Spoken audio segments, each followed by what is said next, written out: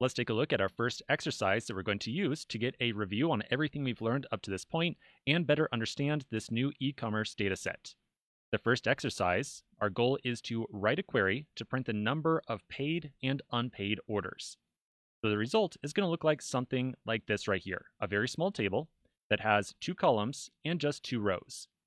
So in this case, we would interpret these results as saying that there are 4 orders that are paid and 2 orders that are not paid. Now I've got some hints on here. Go ahead and take a glance at the hints if you'd like. And for reference, I've got the structure of the orders table in here as well. Now just as a reminder, in general, the data set inside these exercises is much smaller.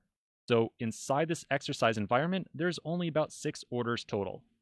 In the data set that you just loaded into your pg-sql.com environment, however, there are about 500 or something like that different orders.